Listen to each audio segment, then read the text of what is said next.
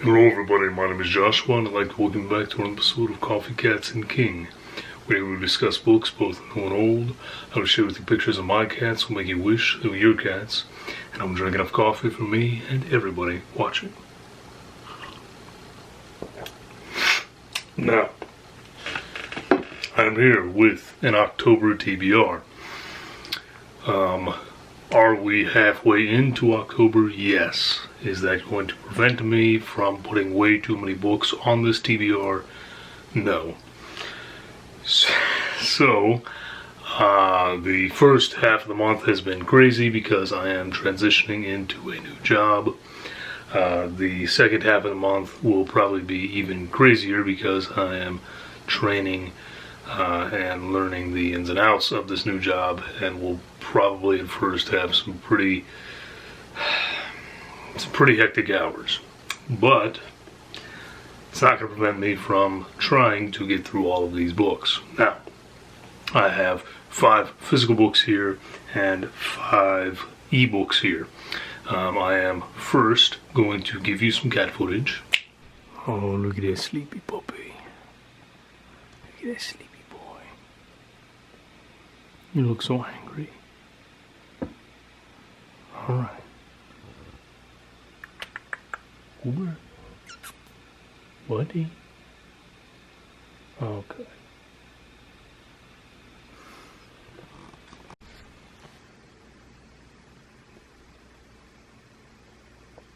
Hi, Chaos. Hi, Putty. Your coat is looking just absolutely luscious and lovely today. Keep going outside, okay? Good boy. And we are going to jump right in. I will start with the ebooks, the first of which is Dream Evil by Cameron Kane. I won't spend a ton of time on it. This is a very short one. It's a novella, but this is Cameron Kane's take on A Nightmare on Elm Street. I've read one other from this gentleman, which was another horror novella that kind of involved an Elvira sort of cameo, if you will. That seems to be his thing, is taking popular horror and putting his own little twist on it, but in a more on-the-nose way. So I'm looking forward to this one. I think it's a very good one, and we're just going to see how it goes. Next up is At the Cemetery Gates by John Bell and Joseph Sullivan. This one, of course, immediately catches the eye because of this fantastic cover, which is reminiscent of everybody's favorite Scary Stories to Tell in the Dark. I do not know if this collection has the awesome kind of illustrations that we get from that book, but obviously it is meant to be an homage to, and that is enough to sell me on it. This is one that I've actually wanted to read for a while, and I thought that coming into October and Halloween season, it would be a good time to go on and pick it up and give me an excuse to check out the work from these two, because they have I think 2 or 3 other collections in the same vein if this one works out. So fingers crossed that it will. I will also be tackling The 13th by John Everson. This one is about an old lodge that has basically been neglected for a long time now. And one day the people in town realize that it has been cleaned up and it seems to be occupied.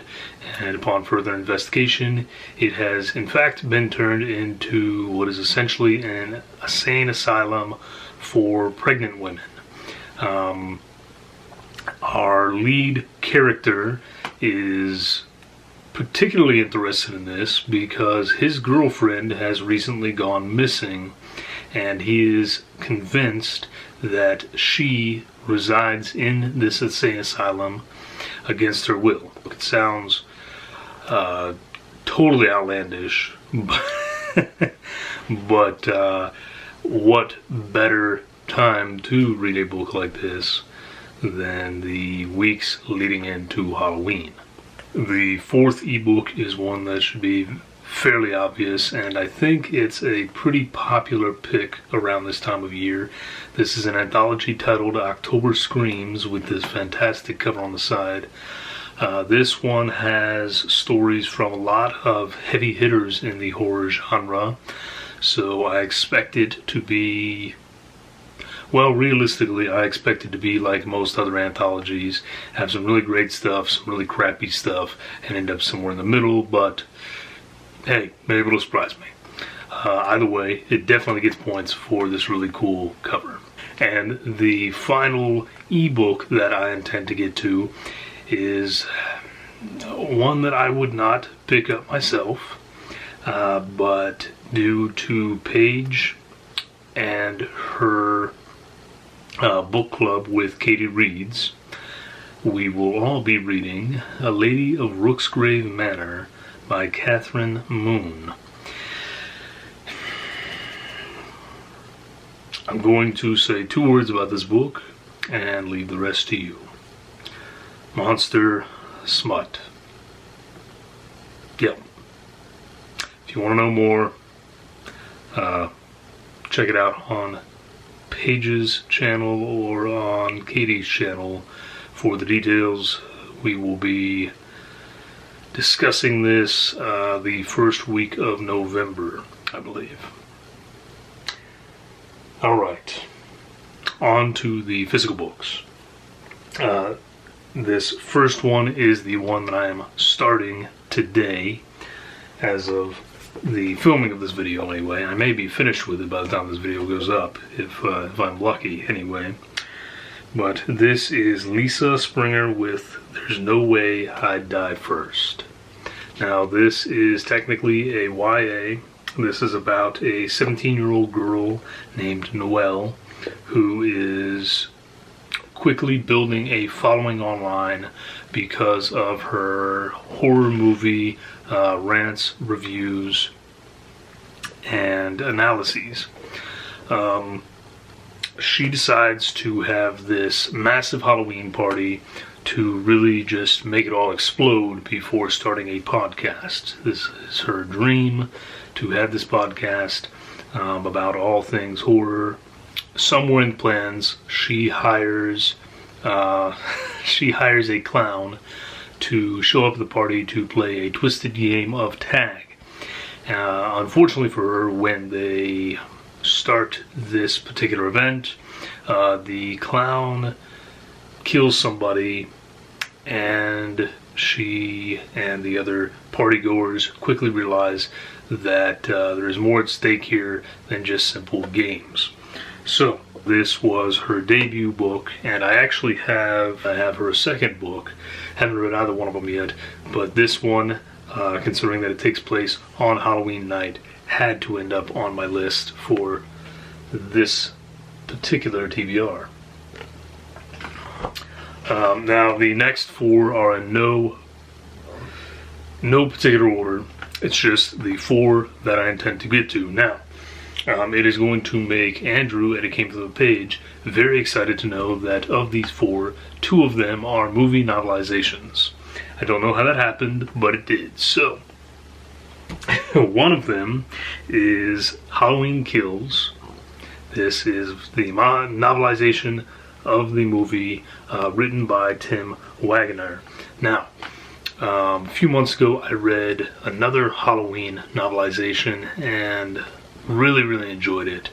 It was not written by Tim Wagner. It was written by somebody else, and I can't think of it right now. But Tim did write a few other books that I have very much enjoyed.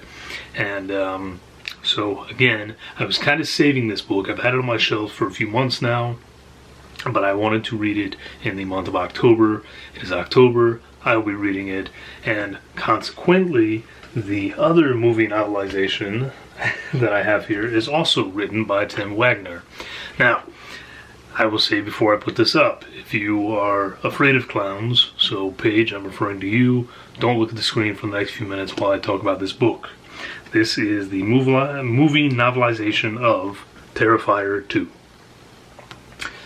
Yes, somebody decided that we still have not had enough of Art the Clown, so they plastered his ugly face on the cover of this book, and Tim Wagner filled in the details.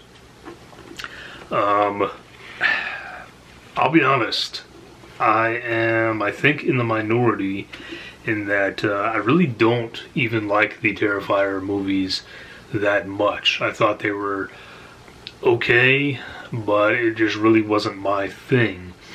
That said, the third one I think is slated to come out sometime in the next few months, maybe.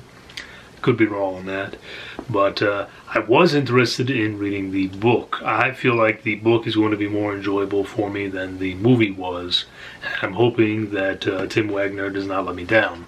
This one again takes place on Halloween, and therefore I had to pick it up here in October. The next one also seems rather obvious. This is a new release. This is Gregory Bastianelli with October.